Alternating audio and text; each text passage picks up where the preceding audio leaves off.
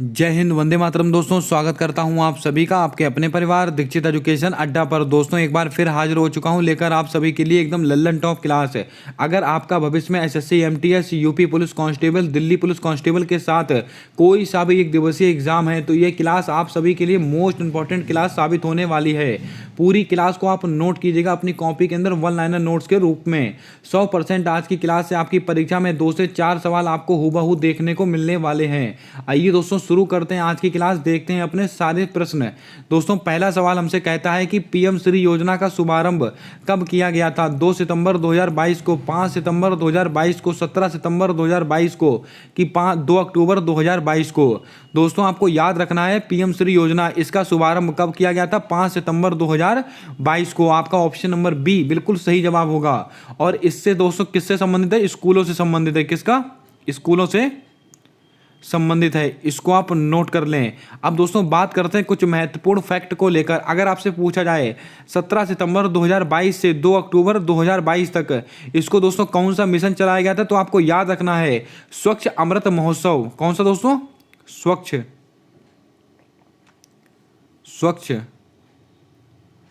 अमृत महोत्सव। स्वच्छ अमृत महोत्सव, इसका दोस्तों शुभारंभ कब से कब तक हुआ था? तो आपको याद रखना है 17 सितंबर 2022 है। आपको दोस्तों याद होगा 17 सितंबर को क्या मनाया था? पीएम मोदी जी का हैप्पी बर्थडे। दोस्तों, इस दिन से शुरू हुआ था स्वच्छ अमृत महोत्सव। कब तक चला था? 2 अक्टूबर 2022 है। इन तीनों तारीखों को आप नोट करके रखें। मोस्ट इंपॉर्टेंट सवाल होंगे आपकी परीक्षा को लेकर। आइए बात करते हैं अपने अगले सवाल की ओर। दोस्तों, हमसे अगला प्रश्न पूछा गया कि देश की पहली नाइट स्काई सेंचुरी कहां पर स्थापित की गई है? केरल, हिमाचल प्रदेश, लद्दाख, उत्तराखंड? मोस्ट इंपॉर्टेंट सवाल है। देश की पहली नाइट स्काई सेंचुरी इसको दोस्तों कहां पर स्थापित किया गया? तो आपको याद करके रखना है लद्दाख में। लद्दाख में भी दोस्तों कहां पर? लेह लद्दाख। कहां पर दोस्तों? लेह लद्दाख। इसको आप ध्यान में रखें। आइए दोस्तों, लद्दाख से संबंधित कुछ महत्वपूर्ण फैक्ट मैं आपको और नोट करा देता हूं। अगर आपसे पूछा जाए भारत का फर्स्ट कार्बन न्यूट्रल हवाई अड्डा, कार्बन न्यूट्रल एयरपोर्ट कौन सा एयरपोर्ट है? लेह एयरपोर्ट। कौन सा दोस्तों? लेह एयरपोर्ट। और लद्दाख में कौन सा फेस्टिवल मनाते हैं? लोसर फेस्टिवल मनाया जाता है। कौन सा? लोसर फेस्टिवल मनाया जाता है। इसको भी आप ध्यान करके रखें, सवाल महत्वपूर्ण रहेगा आपकी परीक्षा को लेकर। और दोस्तों बात करते हैं उत्तराखंड। उत्तराखंड में एक फेस्टिवल मनाया जाता है दोस्तों। कौन सा? फूलदेई महोत्सव। अभी हाल ही में सेलिब्रेट किया गया है। कौन सा? फूलदेई महोत्सव। और दोस्तों हरेला, ये कहाँ पर मनाया जाता है? उत्तराखंड। इसको भी आप नोट करके रखें। दोस्तों, अगर आपसे पूछा जाए उत्तराखंड के अंदर एशिया का पहला टेलीस्कोप मिरर ये दोस्तों कहाँ पर लगाया गया है? तो आपको याद रखना है देवभूमि उत्तराखंड में। इसको भी आप नोट करके रखें, आपकी परीक्षा में 100% पूछा जाने वाला सवाल होगा। दोस्तों बात करते हैं केरल। केरल से दोस्तों आपको क्या याद रखना है? तो आपको याद रखना केरल की भाषा कौन सी है? मलयालम। मलयालम भाषा कहाँ की है? केरल की। और दोस्तों अगर आपसे पूछा जाए कथकली और मोहिनीअट्टम, इनका संबंध कहाँ से है? ये केरल से संबंधित है। आइए बात करते हैं अपने अगले सवाल की ओर। दोस्तों, हमसे अगला प्रश्न पूछा गया कि ई समाधान पोर्टल किसके द्वारा लॉन्च किया गया? खादी ग्राम उद्योग आयोग के द्वारा, नीति आयोग के द्वारा, विश्वविद्यालय अनुदान आयोग के द्वारा, राष्ट्रीय महिला आयोग के द्वारा? क्या होगा आपका सही जवाब? जल्दी से बताएं। ई समाधान पोर्टल ये किसके द्वारा लॉन्च किया गया? तो आपको ध्यान करके रखना है विश्वविद्यालय अनुदान आयोग यानी कि यूजीसी इसके द्वारा लॉन्च किया गया। क्या? ई समाधान पोर्टल। इसको आप ध्यान में रखें। बात करते हैं खादी ग्रामोद्योग आयोग यानी कि केवीआईसी। अब दोस्तों बात करते हैं केवीआईसी यानी कि खादी ग्रामोद्योग आयोग है। इसके द्वारा एक पोर्टल लॉन्च किया गया था, नॉलेज पोर्टल। कौन सा? Knowledge portal. नॉलेज पोर्टल किसके द्वारा लॉन्च किया गया? तो आपको याद रखना है खादी ग्रामोद्योग आयोग के द्वारा। और इसका अधिनियम कब का? 1956 का अधिनियम है। और इसके दोस्तों अध्यक्ष कौन है? विनीत कुमार जी हैं। कौन है? विनीत कुमार। इसको भी आप लिख लें, विनीत कुमार जी इसके हेड हैं। इसको भी आप ध्यान में रखें। बात करते हैं नीति आयोग। मोस्ट इंपॉर्टेंट सवाल। नीति आयोग की स्थापना कब हुई थी? 1 जनवरी 2015 को नीति आयोग की स्थापना हुई थी और इसके अध्यक्ष कौन होते हैं? स्वयं प्रधानमंत्री जी होते हैं। इसके वर्तमान में उपाध्यक्ष कौन है? सुमन बेरी। लेकिन दोस्तों इसके अगर आपसे पूछा जाए सीईओ कौन है, दोस्तों जल्दी से कमेंट करके बताएं वर्तमान समय में इसके सीईओ कौन है। अमिताभ कांत के स्थान पर किसको दोस्तों परमेश्वर अय्यर जी के स्थान पर किसको नियुक्त किया गया है नीति आयोग का नया सीईओ? इसका जवाब आपको कमेंट में छापकर बताना है।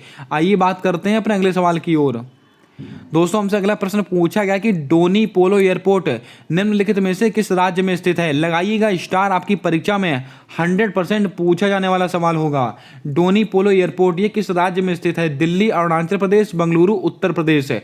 दोस्तों आपको याद करके रखना है डोनी पोलो एयरपोर्ट ये किस राज्य में स्थित है? ये अरुणाचल प्रदेश में स्थित है। आपका ऑप्शन नंबर बी बिल्कुल सही जवाब होगा, इसको आप ध्यान में रखें। अब दोस्तों एक और है मोपा एयरपोर्ट। कौन सा दोस्तों? मोपा। ये दोस्तों मोपा एयरपोर्ट ये कहां पर स्थित है? ये दोस्तों गोवा में स्थित है। कहां पर? गोवा में स्थित है। लेकिन क्या महत्वपूर्ण होगा, इसका नया नाम क्या हो चुका? मनोहर पार्कर एयरपोर्ट। कौन सा दोस्तों? मनोहर पार्कर एयरपोर्ट। दोस्तों मनोहर पार्कर एयरपोर्ट किसका नाम चेंज हुआ है? मोपा एयरपोर्ट का। कहां पर स्थित है? गोवा में। इसको भी आपको याद रखना है। और दोस्तों डोनी पोलो एयरपोर्ट कहां पर स्थित है? अरुणाचल प्रदेश में। अगर आपसे पूछा जाए दिल्ली में कौन सा? इंदिरा गांधी एयरपोर्ट। आपको याद होना चाहिए सौर ऊर्जा से संचालित भारत का पहला एयरपोर्ट कौन सा है? दिल्ली एयरपोर्ट में कौन सा? इंदिरा गांधी एयरपोर्ट। दोस्तों बेंगलुरु, मोस्ट इंपॉर्टेंट सवाल बनेगा, कैंप गोड़ा एयरपोर्ट। कौन सा? कैंप गोड़ा एयरपोर्ट कहां पर स्थित है? बेंगलुरु में स्थित है। और यहीं पर स्टैचू ऑफ प्रोस्पेरिटी इसका अनावरण कहां पर हुआ है? कैंप गोड़ा एयरपोर्ट पर ही हुआ है। इसको भी आप ध्यान में रखें। किसकी प्रतिमा है? कैंप गोड़ा जी की प्रतिमा है। उत्तर प्रदेश में क्या स्थित है? तो आपको याद होगा जेवर एयरपोर्ट। इसको भी आप ध्यान में रखें। दोस्तों जल्दी से वीडियो को लाइक कर दें। चैनल पर पहली बार आए हो तो चैनल को सब्सक्राइब करके बेल वाला आइकन ध्यान से दबा लें, ताकि आने वाली सारी वीडियोस के अपडेट आप तक आसानी से पहुंचते रहें। और आज की क्लास मोस्ट इंपॉर्टेंट रहेगी आगामी सारी परीक्षाओं के लिए।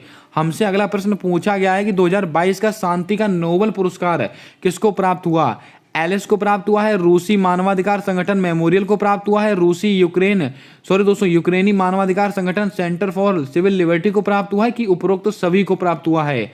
दोस्तों आपको याद करके रखना है, नोबेल पुरस्कार आपकी परीक्षा में पूछा जाने वाला टॉपिक। 2022 का शांति का नोबेल पुरस्कार किसको मिला है? तो आपको याद करके रखना है इन चारों को मिला है। आपका ऑप्शन नंबर डी बिल्कुल सही जवाब होगा। लेकिन महत्वपूर्ण क्या पूछा जाएगा? अगर आपसे पूछा जाए व्यक्तिगत रूप में किसको मिला है, तो एलिस को मिला है। ये दोस्तों व्यक्तिगत रूप में है। अगर आपसे पूछा जाए 2022 का नोबेल पुरस्कार शांति का व्यक्तिगत रूप में किसको मिला है? एलिस बिएलात्स्को को मिला है। लेकिन दोस्तों अगर आपसे पूछा जाए संस्थागत रूप में किसको किसको मिला है, तो आपको याद रखना है रूस की एक संस्था है। कौन सी? मेमोरियल। रूस की संस्था कौन सी है? मेमोरियल। दोस्तों इसको आप ऐसे कैसे याद कर सकते हैं? अगर आपसे पूछ लिया जाए दोस्तों रूस ने यूक्रेन पर ऐसा दोस्तों वार किया था, ऐसा दोस्तों युद्ध हुआ था जो दोस्तों इंसान की मेमोरी से कभी जाने वाला नहीं है। तो रूस की संस्था कौन सी है? मेमोरियल। और यूक्रेन की संस्था कौन सी है? Centre for Civil Liberty. इसको आप ध्यान में रखें। दोस्तों जो यूक्रेन के जो राष्ट्रपति हैं जेलेंस्की, उनको लिबर्टी पुरस्कार द्वारा सम्मानित किया गया है। इसलिए दोस्तों इसको आप ऐसे भी याद कर सकते हैं। उम्मीद करता हूं आपको पूरी मैटर समझ में आ गया होगा। आइए बात करते हैं अपने अगले प्रश्न की ओर। दोस्तों हमसे अगला प्रश्न पूछा गया है कि यूएस ओपन 2022 पुरुष वर्ग का विजेता कौन है? लगाइएगा स्टार, आपकी परीक्षा में 100% पूछा जाने वाला सवाल होगा। यूएस ओपन इसका दोस्तों 2022 का विजेता कौन बना है? Rafael Nadal, Roger Federer, Novak Djokovic, Carlos Alcaraz. दोस्तों आप सब जानते हैं कि टेनिस के 4 टूर्नामेंट होते हैं, यानी कि 4 ग्रैंड स्लैम खेले जाते हैं। कौन कौन से? Australian open, French open, Wimbledon open और यूएस ओपन। 2022 में यूएस ओपन का विजेता कौन बना है? Carlos Alcaraz. आपका ऑप्शन नंबर डी बिल्कुल सही जवाब होगा। दोस्तों आपकी जानकारी के लिए बता दें, SSC CHSL, SSC CGL, CRPF के एग्जाम में ये सबके सब सवाल 3 से 4 बार आपकी शिफ्टों में रिपीट हुए हैं। आने वाली परीक्षाओं के लिए सवाल मोस्ट इंपॉर्टेंट रहेंगे।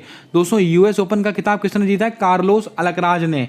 आइए दोस्तों बात करते हैं राफेल नडाल। अगर आपसे पूछा जाए तो इन्होंने क्या जीता है? ऑस्ट्रेलियन ओपन और फ्रेंच ओपन। ये दोनों खिताब किसने जीते थे पुरुष वर्ग में? तो आपको याद करके रखना है राफेल नडाल ने। नोवाक जोकोविक इन्होंने क्या जीता था? Wimbledon open. विंबलडन ओपन ये किसने जीता है? ये नोवाक जोकोविक ने जीता है। रोजर फेडरर दोस्तों ये कहाँ के रहने वाले हैं? स्विट्जरलैंड के रहने वाले हैं और इन्होंने अभी हाल ही में अपने खेल से संन्यास की घोषणा की है। एसएससी सीजीएल की परीक्षा में पूछा गया कि अभी हाल ही में किस टेनिस खिलाड़ी ने संन्यास की घोषणा की है? तो रोजर फेडरर, इसको आप ध्यान में रखें दोस्तों। इसको मेल विजेता मैंने आपको बता दिए, लेकिन इसके फीमेल विजेता भी आपको याद रखने हैं। अगर आपसे पूछा जाए ऑस्ट्रेलियन ओपन किसने जीता है? एशले बार्टी ने। फ्रेंच ओपन किसने जीता है? ईगा स्विएटेक ने। और विंबलडन ओपन किसने जीता है? एलिना रिवाकिना ने। इसके अलावा दोस्तों अगर आपसे पूछ लिया जाए यूएस ओपन ये किसने जीता है? तो ईगा स्विएटेक ने। इन चारों खिलाड़ियों के नाम भी आप याद रखेंगे। आइए बात करते हैं अपने अगले सवाल की ओर। हमसे अगला प्रश्न पूछा गया कि चंद्रयान मिशन राशिद रोवर किसके द्वारा भेजा गया? अमेरिका, संयुक्त अरब अमीरात, ईरान या उत्तरी कोरिया? दोस्तों सवाल महत्वपूर्ण है आपकी परीक्षा को लेकर। चंद्रयान मिशन राशिद रोवर ये किसके द्वारा भेजा गया? तो आपको याद करके रखना है संयुक्त अरब अमीरात। आपका ऑप्शन नंबर बी बिल्कुल सही जवाब होगा। लेकिन दोस्तों आपको क्या याद रखना है? अगर आपसे पूछा जाए राशिद रोवर ये कैसा मिशन है? ये चंद्रयान मिशन है दोस्तों। एक होता है होप मिशन, होप मिशन ये किसके द्वारा भेजा गया? ये भी संयुक्त अरब अमीरात के द्वारा ही भेजा गया था। लेकिन ये कैसा मिशन था? ये मंगल मिशन था। कौन सा? ये मंगल मिशन था। और ये दोस्तों राशिद रोवर कैसा मिशन है? चंद्रयान मिशन है। इसको आप ध्यान में रखें दोस्तों। अमेरिका, अगर आपको याद होगा अमेरिका की कंपनी कौन सी? नासा। और इसने क्या भेजा है? Artemis first. अगर आपसे पूछा जाए आर्टेमिस फर्स्ट मिशन किसके द्वारा भेजा गया है?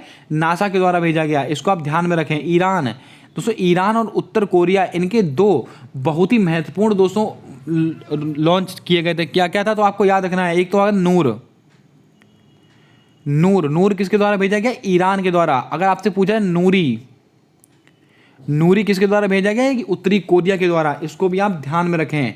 आइए बात करते हैं अपने अगले सवाल की ओर। हमसे अगला प्रश्न पूछा गया है कि विश्व उपभोक्ता दिवस कब सेलिब्रेट करते हैं? 24 दिसंबर, 15 मार्च, 16 जनवरी या 16 मार्च? चारों डेटें अति महत्वपूर्ण हैं, चारों के बारे में चर्चा करेंगे। विश्व उपभोक्ता दिवस इसको कब सेलिब्रेट करते हैं? तो आपको याद करके रखना है ये 15 मार्च को मनाया जाता है। आपका ऑप्शन नंबर बी बिल्कुल सही जवाब होगा। अगर आपसे पूछ लिया जाए राष्ट्रीय उपभोक्ता दिवस तो आपका जवाब क्या होगा? 24 दिसंबर। ये क्या है? राष्ट्रीय उपभोक्ता दिवस। राष्ट्रीय उपभोक्ता, राष्ट्रीय उपभोक्ता दिवस कब मनाता है? 24 दिसंबर को। लेकिन विश्व उपभोक्ता दिवस कब मनाते हैं? 15 मार्च को। बात करते हैं 16 जनवरी, इसको क्या मनाते हैं? Startup day. मोस्ट इंपॉर्टेंट सवाल,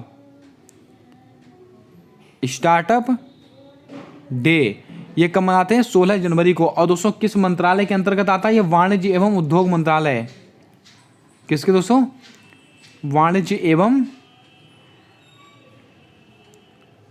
उद्योग मंत्रालय के अंतर्गत आता है। क्या दोस्तों? ये स्टार्टअप डे। इसको आप ध्यान में रखें। और दोस्तों इसके वर्तमान में मंत्री कौन है? जल्दी से कमेंट में छाप कर बताएंगे आप। 16 मार्च को क्या मनाते हैं? राष्ट्रीय टीकाकरण दिवस। राष्ट्रीय टीकाकरण दिवस ये कब मनाते हैं? 16 मार्च को। अब आप कमेंट करके बताएं 23 जनवरी को दोस्तों कौन सा दिवस मनाते हैं? इसका जवाब आपको कमेंट कर कर बता देना है। आइए बात करते हैं अपने अगले सवाल की ओर। हमसे अगला प्रश्न पूछा गया कि शरत कमल अंचता का संबंध किस खेल से है? इसके ऊपर तो आप 100 टाइम स्टार लगा के रखें। आगामी सारी परीक्षाओं के लिए ये सवाल मोस्ट इंपॉर्टेंट रहेगा। शरत कमल अंचता इनका संबंध किस खेल से है? Table tennis, boxing, weight lifting, triple jump? दोस्तों आपको याद करके रखना शरत कमल अंचता इनका संबंध किस खेल से? ये दोस्तों टेबल टेनिस से संबंधित है। आपका ऑप्शन नंबर ए बिल्कुल सही जवाब होगा। ये क्यों महत्वपूर्ण है? क्योंकि दोस्तों इन्होंने कॉमनवेल्थ गेम के अंदर सर्वाधिक पदक जीते थे। अगर आपसे प्रश्न पूछा जाए कि कॉमनवेल्थ गेम के अंदर सर्वाधिक पदक जीतने वाले खिलाड़ी कौन है?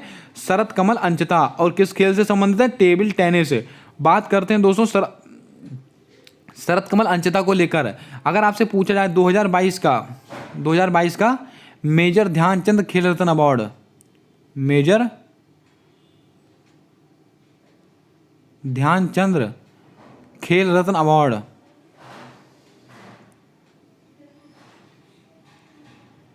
ये दोस्तों किसको दिया गया, तो आपको याद करके रखना है शरत कमल अंचिता को दिया गया है। और इसमें कितनी राशि दी जाती है, 25 लाख रुपए दिया जाता है, आप सबको याद होगा। आप सब जानते हैं कि ये सवाल कितना महत्वपूर्ण है।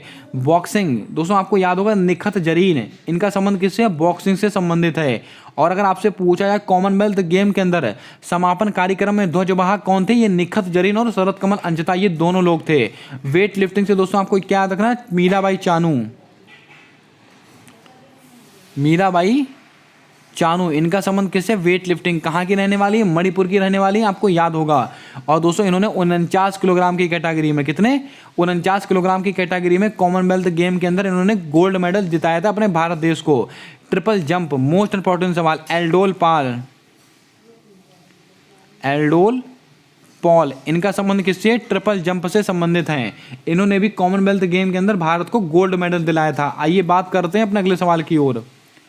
दोस्तों हमसे अगला प्रश्न पूछा गया कि गीत गोविंद निम्नलिखित में से किसकी पुस्तक है। जयदेव की पुस्तक है, शूद्र की पुस्तक है, विशाख दत्त की पुस्तक है, अबुल फजल की पुस्तक है। दोस्तों आपको याद रखना है गीत गोविंद ये किसकी पुस्तक है, मैंने आपको नोट कराया था, जयदेव की पुस्तक है। आपका ऑप्शन नंबर ए बिल्कुल सही जवाब होगा। बात करते हैं शूद्रक, इनकी एक पुस्तक है मृक्ष कटिकम। कौन सा दोस्तों, मृक्ष कटिकम, ये किसकी पुस्तक है, शूद्रक की पुस्तक है। बात करते हैं विशाख दत्त, इनकी दोस्तों एक पुस्तक कौन सी, जल्दी से कमेंट करके बताएं। विशाख दत्त, इनकी एक बहुत ही फेमस पुस्तक है, उसका जवाब आपको कमेंट कर कर बताना है। अबुल फजल अकबरनामा, अकबरनामा, ये किसकी पुस्तक है, ये दोस्तों अबुल फजल की पुस्तक है। दोस्तों विशाख दत्त की पुस्तक है मुद्रा राक्षस, इसको आप नोट कर लें, मुद्रा राक्षस, इसको आप ध्यान करके रखें। अगर आपसे पूछा जाए बाण भट्ट, बाण भट्ट, इनकी एक बहुत ही फेमस पुस्तक है, कौन सी, जल्दी से कमेंट करके बताएं बाण भट्ट की कौन सी बहुत ही फेमस पुस्तक है। आइए बात करते हैं अपने अगले प्रश्न की ओर। दोस्तों हमसे अगला प्रश्न पूछा गया कि IWF विश्व युवा चैंपियनशिप 2022 का विजेता कौन है। बिल्कुल छुपा रुस्तम सवाल है और आपकी परीक्षा में आपसे पूछा जाने वाला सवाल होगा। IWF विश्व युवा चैंपियनशिप 2022 में इसका विजेता कौन बना था। हर्षदा गरुड़ बनी है, गुरु नायडू सेनापति बने हैं, मीराबाई चानू बनी है, निखत जरीन बनी है। दोस्तों आपको याद करके रखना है, विश्व युवा चैंपियनशिप IWF में 2022 का विजेता कौन बना था, गुरु नायडू सेनापति। आपका ऑप्शन नंबर बी बिल्कुल राइट जवाब होगा। लेकिन अगर आपसे पूछा जाता IWF विश्व जूनियर, अगर आपसे दोस्तों कहा जाता IWF विश्व जूनियर चैंपियनशिप 2022 इसका विजेता कौन बना था, तो हर्षदा शरण गरुड़। मोस्ट इंपॉर्टेंट सवाल, जहां पर दोस्तों जूनियर पूछा जाएगा तो आपका जवाब होगा हर्षदा गरुड़, लेकिन अगर युवा चैंपियन पूछा जाएगा तो आपका जवाब होगा गुरु नायडू सेनापति। इतनी बातें आपको याद करके रखनी है मोस्ट इंपॉर्टेंट सवाल के रूप में। आइए दोस्तों बात करते हैं अपने अगले सवाल की ओर। हमारा अगला प्रश्न कहता है कि 37वें राष्ट्रीय खेलों का आयोजन कहाँ होगा। मध्य प्रदेश, गोवा, महाराष्ट्र, हरियाणा। दोस्तों यहाँ पर ये आयोजन हो चुका है और ये सवाल CRPF की परीक्षा में, SSC CHSL की परीक्षा में 2 से 3 बार पूछा गया। दोस्तों 37वें राष्ट्रीय खेल इसका आयोजन कहाँ पर होगा, तो आपको याद होना चाहिए गोवा में होगा। आपका ऑप्शन नंबर बी बिल्कुल सही जवाब होगा। 37वें राष्ट्रीय खेलों का आयोजन कहाँ पर हुआ है, गोवा में हुआ है। और 36वें कहाँ हुए थे, तो आपको याद होना चाहिए गुजरात में। 36वें कहाँ हुए थे, गुजरात में, आपको याद होगा। अगर आपसे पूछा जाता 5वें खेलो इंडिया यूथ गेम, 5वें क्रम का खेलो इंडिया यूथ गेम, 5वें खेलो इंडिया यूथ गेम 2023 इसका आयोजन कहाँ पर हुआ है, मध्य प्रदेश में इसका आयोजन हुआ है। और दोस्तों इसमें कौन सी टीम विजेता रही है, पहले स्थान पे कौन आए, महाराष्ट्र, दूसरे स्थान पे कौन आए, हरियाणा, और तीसरे स्थान पे कौन आए, ये होस्ट कंट्री मध्य प्रदेश रही है। और दोस्तों परीक्षा में सवाल क्या पूछा गया कि ये कितने शहरों में हुआ था, ये दोस्तों मध्य प्रदेश के 8 शहरों में हुआ था। कौन सा दोस्तों, खेलो इंडिया यूथ गेम 5वें क्रम का। अगर आपसे पूछा जाए 6ठे क्रम का दोस्तों खेलो इंडिया यूथ गेम कहाँ पर होगा, इसका जवाब आपको कमेंट करके बताना है। ये सवाल भी दोस्तों आपके लिए महत्वपूर्ण रहेगा आगामी परीक्षाओं के लिए। बात करते हैं दोस्तों महाराष्ट्र को लेकर। महाराष्ट्र के वर्तमान में मुख्यमंत्री कौन है, तो आपको याद होना चाहिए एकनाथ शिंदे। लेकिन क्या महत्वपूर्ण रहेगा, सबसे युवा स्पीकर कौन बने हैं, राहुल नार्वेकर। इसको आप ध्यान में रखें। आइए बात करते हैं अपने अगले सवाल की ओर। हमसे अगला प्रश्न पूछा गया है कि ऑस्ट्रेलियन ओपन 2023 का विजेता कौन है। दोस्तों वहां पर मैंने आपको 2022 के सारे मेल और फीमेल विजेता बता दिए थे, लेकिन 2023 का भी विजेता आपके सामने निकल कर आ चुका है। दोस्तों राफेल नडाल है, नोवाक जोकोविक है, रोजर फेडरर है, कार्लोस अल्कराज हैं। आपको याद करके रखना है ऑस्ट्रेलियन ओपन 2023 इसका विजेता कौन बना है, नोवाक जोकोविक। आपका ऑप्शन नंबर बी बिल्कुल सही जवाब होगा। मोस्ट इंपॉर्टेंट सवाल है आपकी परीक्षा को लेकर। और दोस्तों फीमेल विजेता कौन है, इसकी फीमेल विजेता कौन है,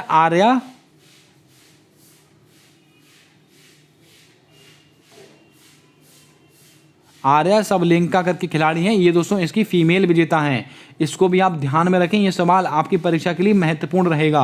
आइए बात करते हैं अपने अगले सवाल की ओर। हमसे अगला सवाल पूछा गया कि पर्यावरण पुरस्कार चैंपियन ऑफ द अर्थ 2022 किसको मिला है। डॉक्टर पूर्णिमा देवी बर्मन को मिला है, ए सेतु माधवन को मिला है, वेंकैया नायडू को मिला कि नरगिसी को मिला है। क्या होगा आपका सही जवाब, जल्दी से बताएं। दोस्तों पर्यावरण पुरस्कार चैंपियन ऑफ द अर्थ 2022 ये किसको प्राप्त हुआ, तो आपको नोट करना है डॉक्टर पूर्णिमा देवी बर्मन। आपका ऑप्शन नंबर ए बिल्कुल सही जवाब होगा, इसको आप ध्यान में रखें। ये सवाल भी महत्वपूर्ण है आपकी आने वाली सारी परीक्षाओं को लेकर। दोस्तों यहाँ पर वेंकैया नायडू इनकी बात आई है, तो दोस्तों आपको याद रखना ये कौन थे, हमारे पूर्व उपराष्ट्रपति थे, लेकिन वर्तमान में हमारे उपराष्ट्रपति कौन है, जगदीप धनखड़। कौन है, जगदीप धनखड़। इसको आप ध्यान में रखें, कमेंट करके बताएं वो कौन से क्रम के हैं, किसको हराकर बने, मार्गरेट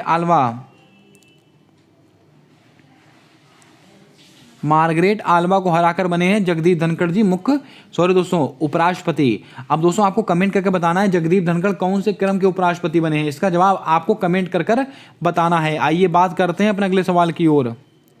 हमसे अगला प्रश्न पूछा गया कि यूनेस्को शांति पुरस्कार 2022 किसको मिला। एंजेला मर्केल को, रुचुला कंबोज को, इंदरजीत गिल को या गिलवर्ट को। चारों नाम मोस्ट इंपॉर्टेंट हैं, चारों के बारे में हम थोड़ी थोड़ी चर्चा करने वाले हैं। यूनेस्को शांति पुरस्कार 2022 किसको प्राप्त हुआ, तो आपको याद करके रखना है ये एंजेला मर्केल को मिला है। आपका ऑप्शन नंबर ए बिल्कुल सही जवाब होगा, इसको आप ध्यान करके रखें। बात करते हैं दोस्तों रुचुला कंबोज, ये कौन बनी, यूएनओ की दोस्तों यूएनओ में स्थायी प्रतिनिधि बनी है, स्थायी प्रतिनिधि। यूएनओ सभा की स्थायी प्रतिनिधि कौन बनी है, रुचिरा कंबोज। अब दोस्तों यूएनओ की बात आई है तो पूरी जानकारी आपको होनी चाहिए यूएनओ से संबंधित। यूनाइटेड नेशन ऑर्गेनाइजेशन, इसकी स्थापना कब हुई, 24 अक्टूबर 1945 को इसकी स्थापना हुई है। और उसका हेडक्वार्टर कहां पर स्थित है, न्यूयॉर्क में इसका हेडक्वार्टर स्थित है। और इसके कितने अंग होते हैं, 6 अंग होते हैं, आपको याद होगा। ये सब चीज़ें आपकी परीक्षा में कई बार पूछे गए सवाल हैं। और दोस्तों इसके महानिदेशक कौन है, एंटोनिया गुटारेस, इसको भी आप ध्यान में रखें। इंदरजीत गिल, ये दोस्तों कौन बने, वर्ल्ड बैंक, विश्व बैंक का अर्थशास्त्री किसको नियुक्त किया गया, इंदरजीत गिल को। गिलवर्ट कौन बने, ILO अंतर्राष्ट्रीय श्रम संगठन, इसके महानिदेशक किसको बनाया गया है, गिलवर्ट को बनाया गया है। इतनी बातें आपको याद करके रखनी है। आइए बात करते हैं अपने अगले सवाल की ओर। हमसे अगला प्रश्न पूछा गया है कि सशस्त्र रामानुजम पुरस्कार 2022 किसको प्राप्त हुआ है। ये सब वो सवाल हैं जो आपने नहीं दोस्तों बहुत दिन से रिवाइज किए हैं। मैंने पुराने सवालों को फिर से आपके सामने रखा है जिससे कि आपको फिर से रिवाइज हो चुके, क्योंकि दोस्तों यही सवाल आपकी परीक्षा में बार बार रिपीट होने वाले सवाल होंगे। सृष्टि बख्शी को बनाया गया, युंग ट्रिंग टैंग को बनाया गया, मुमताज खान को बनाया गया कि एंजेला मर्केल को बनाया गया है। दोस्तों सशस्त्र रामानुजम पुरस्कार 2022 ये किसको मिला है, युंग टिंग टैंग को। आपका ऑप्शन नंबर बी बिल्कुल सही जवाब होगा। अगर आपसे केवल रामानुजम पुरस्कार पूछा था तो आपका जवाब होता नीना गुप्ता। कौन दोस्तों, नीना गुप्ता। इसको आप ध्यान में रखें, ये सवाल महत्वपूर्ण रहेगा आपकी परीक्षा को लेकर। आइए बात करते हैं अपने अगले सवाल की ओर। दोस्तों हमसे अगला प्रश्न पूछा गया कि वर्ल्ड ग्रीन सिटी अवार्ड 2022 किसको प्राप्त हुआ, मुंबई, हैदराबाद, चेन्नई, ए और बी दोनों। क्या होगा आपका सही जवाब, जल्दी से बताएं। ये सवाल मोस्ट इंपॉर्टेंट है और इसमें बहुत ज़्यादा कन्फ्यूजन होता है बच्चों को। वर्ल्ड ग्रीन सिटी अवार्ड 2022 ये किसको प्राप्त हुआ, तो आपको याद करके रखना है, ये दोस्तों हैदराबाद को मिला है। आपका ऑप्शन नंबर बी बिल्कुल सही जवाब होगा। लेकिन कई बच्चे कंफ्यूज होकर दोस्तों मुंबई और हैदराबाद दोनों लगा देते हैं। आपको दोस्तों बता दें, वर्ल्ड ग्रीन सिटी अगर आपसे पूछे जहां पर ग्रीन शब्द लिख जाए तो समझ लीजिएगा दोस्तों हैदराबाद इसका आंसर होगा। लेकिन world tree city award, world tree city award world tree city award 2022 से ये किसको मिला, तो आपको याद रखना ये मुंबई और हैदराबाद इन दोनों को दिया गया है, लेकिन वर्ल्ड ग्रीन सिटी अवार्ड ये केवल हैदराबाद को मिला है। और दोस्तों हैदराबाद आपसे लिए क्यों महत्वपूर्ण है, 1948 ऑपरेशन पोलो आपको याद होगा। और किस नदी पर किनारे स्थित है, मूसी नदी के किनारे स्थित है हैदराबाद। और इसके अलावा आपको क्या याद रखना है, मिलेट का दोस्तों उत्कृष्टता केंद्र 2023 दोस्तों बजट की घोषणा में, बजट के अंदर जो घोषणा की गई थी कि मिलेट का जो उत्कृष्टता केंद्र है वो दोस्तों कहाँ पर बनाया जाएगा, हैदराबाद में स्थापित किया जाएगा। इसको भी आप ध्यान में रखें। आइए बात करते हैं अपने अगले सवाल की ओर। हमारा अगला प्रश्न कहता है कि राष्ट्रीय युवा महोत्सव 2023 का आयोजन कहाँ हुआ, पुडुचेरी, कर्नाटक, मध्य प्रदेश, गुजरात। दोस्तों आपको याद होना चाहिए, मैंने इस सवाल को कई बार आपको नोट कराया है। राष्ट्रीय युवा महोत्सव 2023 इसका आयोजन कहाँ पर हुआ है, कर्नाटक में हुआ है। 2022 वाला कहाँ हुआ था, पुडुचेरी में, लेकिन 2023 वाला कहाँ हुआ है, कर्नाटक। कर्नाटक के भी कहाँ पर, धारवाड़ कर्नाटक में दोस्तों इसका आयोजन हुआ है। किसका, राष्ट्रीय युवा महोत्सव 2022 का। आइए दोस्तों बात करते हैं अपने अगले प्रश्न की ओर। दोस्तों हमसे अगला प्रश्न पूछा गया कि आसियान का नवीनतम सदस्य किसे बनाया गया है, कुरेशिया को, तिमोर लेस्टे को, साइप्रस को, तुर्की को। दोस्तों आपको बता दें आसियान इसका नवीनतम सदस्य किसको बनाया गया, ये तिमोर लेस्टे बना है। आपको ऑप्शन नंबर बी बिल्कुल सही जवाब होगा। आइए दोस्तों आसियान की बात करते हैं, पूरी नॉलेज आपको आसियान से संबंधित आपको बताते हैं। अगर आपसे पूछा जाए आसियान इसकी स्थापना कब हुई थी, तो आपको याद करके रखना है 1967 में। 1967 में दोस्तों आसियान की स्थापना हुई थी। कौन से घोषणा पत्र से, बैंकॉक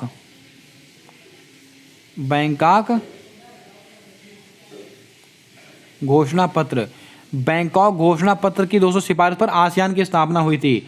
इसका दोस्तों हेड क्वार्टर कहां पर स्थित है, जकार्ता, इंडोनेशिया में इसका हेडक्वार्टर स्थित है। कितने मेंबर शामिल थे, 10 मेंबर शामिल थे। और एक नवीनतम सदस्य कौन शामिल हो चुका है, तिमोर लेस्टे। इसको आप ध्यान में रख लें, तो इसको भी आपको याद करके रखना है, अति महत्वपूर्ण सवाल है। दोस्तों भारत आसियान शिखर सम्मेलन ये दोस्तों 1992 में दोस्तों शुरू हुए थे। और कौन सी वर्षगांठ बनाई गई, 30वीं वर्षगांठ मनाई गई है दोस्तों इस बार की। और भारत आसियान शिखर सम्मेलन की बैठक कहाँ पर आयोजित हुई है, नोम पे है। कहाँ पर, नोम पे है। और ये कहाँ पर स्थित है, कंबोडिया। इतनी बातें आपको आसियान से संबंधित याद करके रखनी है। दोस्तों क्रोएशिया ये क्या है, दोस्तों यूरोपियन यूनियन की मुद्रा को अपनाने वाला 20वां देश कौन सा बन चुका है, ये क्रोएशिया बन चुका है। इसको भी आप ध्यान में रखें। तुर्की का नया नाम क्या हो चुका है, तो आपको याद होगा तुर्की। और इसकी राजधानी क्या है, अंकारा।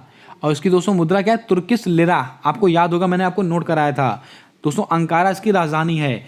आपको दोस्तों याद होगा, मैंने आपको नोट कराया था तुर्की में। और दोस्तों कहाँ पर, सीरिया में। यहाँ पर बहुत ज़बरदस्त तरीके से भूकंप आया था और भारत देश ने तुर्की की मदद करने के लिए कौन सा ऑपरेशन चलाया था, आपको याद होगा, ऑपरेशन दोस्त।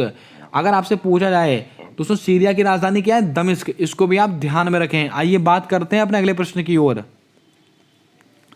हमारा अगला प्रश्न कहता है कि राज्यपाल की नियुक्ति से संबंधित अनुच्छेद कौन सा है। अभी दोस्तों आपको पता होगा, हाल ही में 13 नए राज्यों के राज्यपाल नियुक्त किए गए हैं। और दोस्तों सवाल बन सकता है कि राज्यपालों की नियुक्ति से संबंधित अनुच्छेद कौन सा है, अनुच्छेद 153, अनुच्छेद 155, अनुच्छेद 161, अनुच्छेद 215। तो आपको दोस्तों याद करके रखना है, राज्यपाल की नियुक्ति कौन करता है, राष्ट्रपति के द्वारा होती है। और दोस्तों किस अनुच्छेद के तहत होती है, अनुच्छेद 155। आपका ऑप्शन नंबर बी बिल्कुल सही जवाब होगा। आइए दोस्तों ऑप्शंस को लेकर बातें करते हैं। अगर आपसे पूछा जाए हर राज्य का एक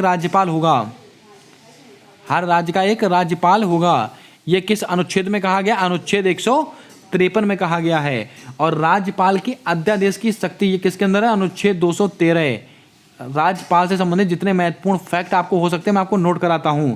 राज्यपाल दोस्तों हर राज्य का एक राज्यपाल होगा, अनुच्छेद 153। और राज्यपाल के अध्यादेश की शक्ति किसके अंदर है, अनुच्छेद 213। अगर आपसे पूछा जाए राज्यपाल का क्षमादान